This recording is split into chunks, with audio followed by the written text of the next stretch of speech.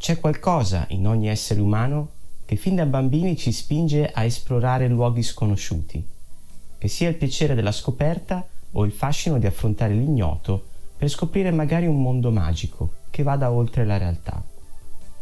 Ben ritrovati da Emanuele in una nuova puntata di Videogiochi da ricordare, la mia serie divulgativa che punta a riscoprire i videogiochi che hanno lasciato un segno nella storia.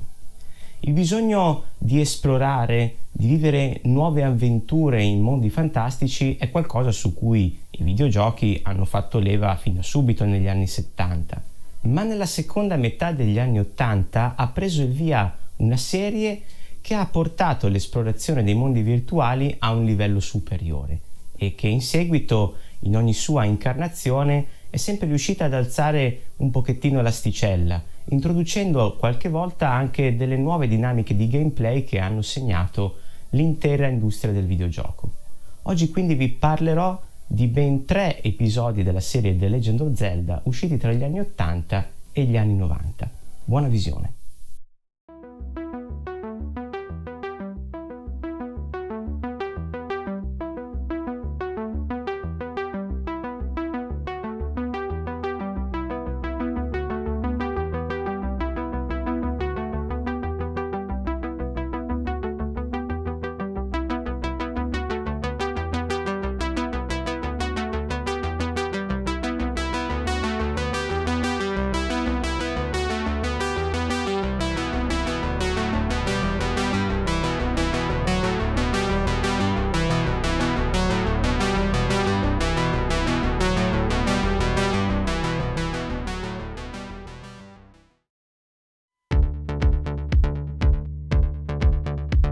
Il primo The Legend of Zelda, che insieme a Super Mario è forse il brand più importante di Nintendo, è uscito nel 1986 su Famicom Disk System, un upgrade della prima console giapponese di Nintendo che leggeva i floppy disk.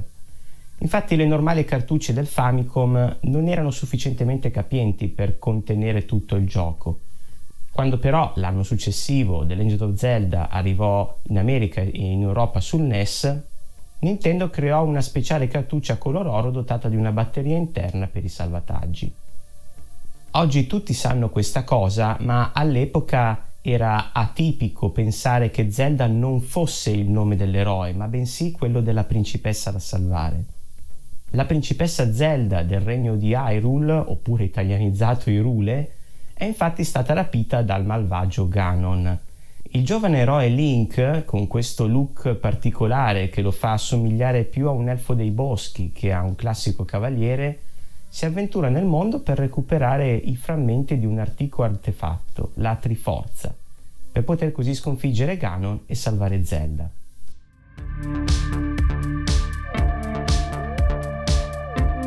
Oltre al design estetico molto essenziale, ma anche altrettanto adorabile e caricaturale, per me il vero punto di forza di The Legend of Zelda è l'esplorazione non lineare. I giocatori infatti potevano decidere dove andare e cosa fare, e questa libertà di esplorazione è diventata un pilastro per molti giochi successivi. A onor del vero, un'esplorazione di questo tipo, più libera, si era già vista nel mondo dei videogiochi, ma spesso era relegata ai giochi per computer, in particolare a certi videogiochi di ruolo che avevano un'interfaccia, un sistema di controllo e di gestione degli scontri con i nemici molto più complesso e meno immediato. The Legend of Zelda invece era molto più veloce, con anche elementi di gioco di ruolo mescolati a scontri più dinamici, tipici dei giochi d'azione. Il tutto poi si comandava anche molto velocemente, molto facilmente, semplicemente con il joypad del NES, che fondamentalmente era composto da una croce direzionale, 2 tasti d'azione e poi tasti Select e Start. Un'altra caratteristica di The Legend of Zelda che si apprezza già dal primissimo capitolo è lo studio attento dei game designer nel creare quell'interconnessione tra gli oggetti che si recuperano nell'avventura e le ambientazioni e il modo in cui questi oggetti devono essere utilizzati per risolvere enigmi e anche per sconfiggere dei boss.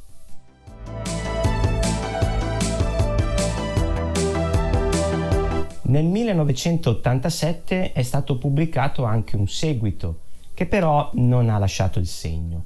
Un nuovo scossone è arrivato invece nel 1991, quando per Super Nintendo viene pubblicato The Legend of Zelda: A Link to the Past.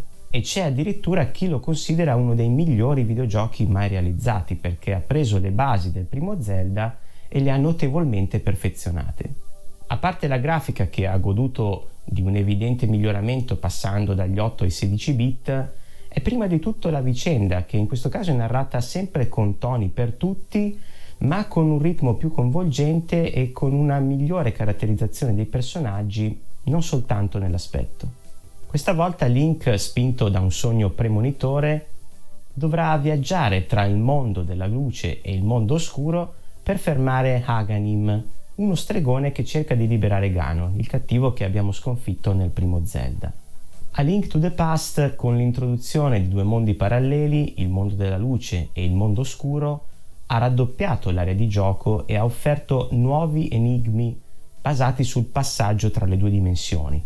Questa meccanica nel 1991 ha aggiunto una notevole profondità all'esplorazione e alla risoluzione dei dungeon. Come di consueto, A Link to the Past ha introdotto anche dei nuovi oggetti che ampliano le possibilità di esplorazione e combattimento, e ha anche aumentato i percorsi nascosti e i segreti da scoprire, proprio per incentivare la perlustrazione della mappa. In definitiva, si potrebbe dire che A Link to the Past ha tirato fuori il vero potenziale delle avventure in due dimensioni, elevando questa tipologia di videogiochi sia a livello artistico sia a livello di gameplay.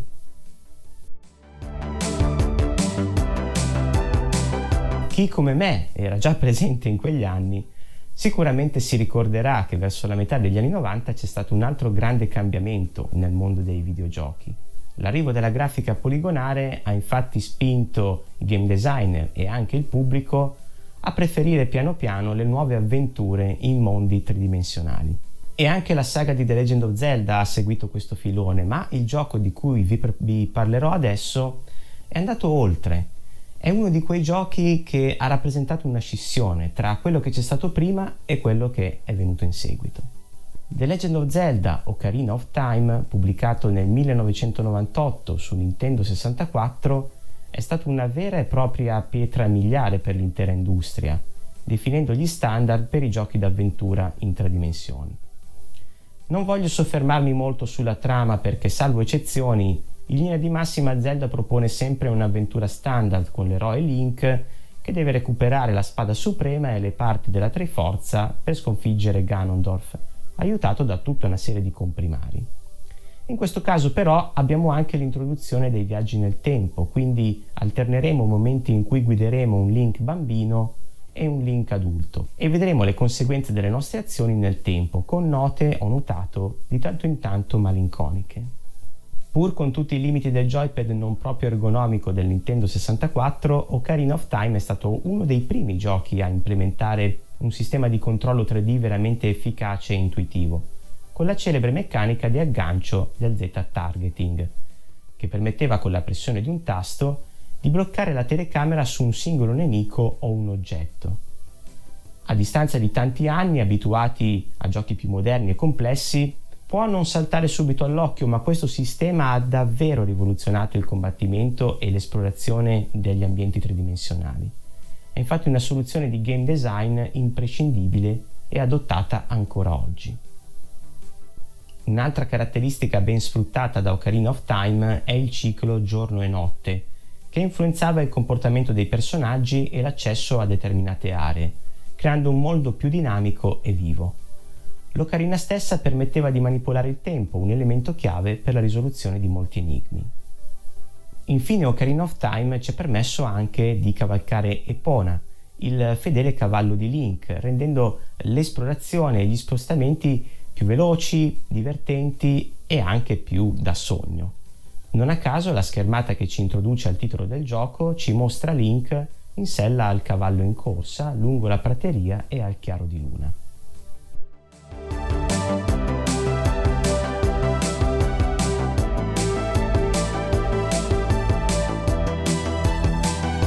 Si potrebbe dire tanto altro in merito a Ocarina of Time, ma per me queste sono le sue caratteristiche principali. Passiamo adesso all'assegnazione delle medaglie e direi che tutti gli Zelda di questa puntata meritano senza dubbio il riconoscimento al valore storico.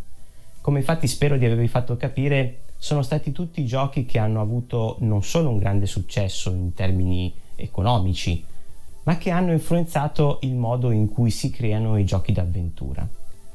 Mi spingerei oltre assegnando a ciascun gioco anche la medaglia consigliato, ma tra tutti credo che A Link to the Past sia quello più appetibile da giocare oggi, non solo perché la pixel art 2D è tornata di moda. Il primo Zelda è comunque divertente, ma si sente un po' il peso degli anni, mentre invece non me ne vogliono i fan più accaniti, ma l'originale Ocarina of Time è ancora ottimo e godibilissimo, tuttavia risente secondo me di un sistema di gestione della telecamera perfetto per l'epoca, ma non così fluido e dinamico come nei videogiochi moderni. Quindi se siete piuttosto giovani e avete idea di provare questo classico del passato, potreste prendere in considerazione il remake per Nintendo 3DS pubblicato nel 2011.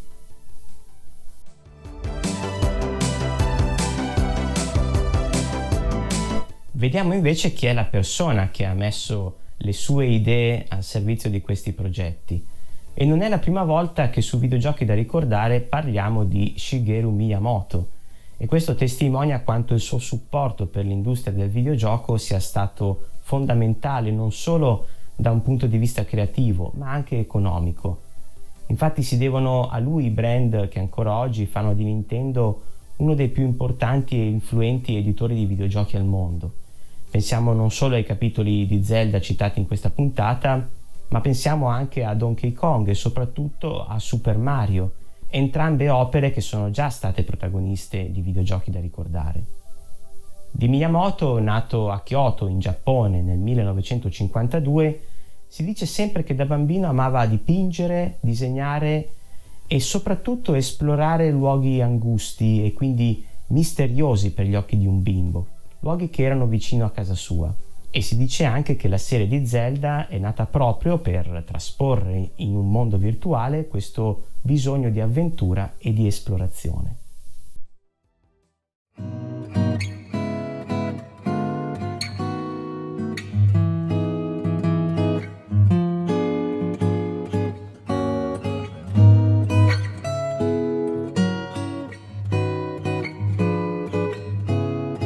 Eccoci arrivati in fondo alla puntata ed eccoci arrivati nel consueto viale dei ricordi.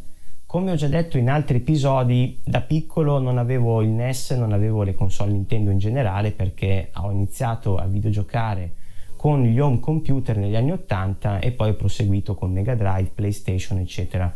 Quindi le opere di cui ho parlato le ho recuperate più tardi nel tempo e non a caso ho detto poco fa che secondo me Ocarina of Time è un gioco eccezionale, è un gioco che ha innovato fortemente nel mondo dei videogiochi, ma comunque oggi sente un po' il peso degli anni, proprio perché io lo provai per la prima volta utilizzando un'edizione speciale che era uscita su Nintendo GameCube e proprio lì ormai era già la generazione successiva che proponeva un sistema di controllo che permetteva di gestire molto meglio le telecamere e quindi ho vissuto questa avventura. Ricordo che era molto bello poter guidare Epona, il cavallo di Link, ma ricordo proprio che c'era questo problema nel ruotare le telecamere, nel gestirle, che secondo me già in quel periodo iniziava a pesare un po'.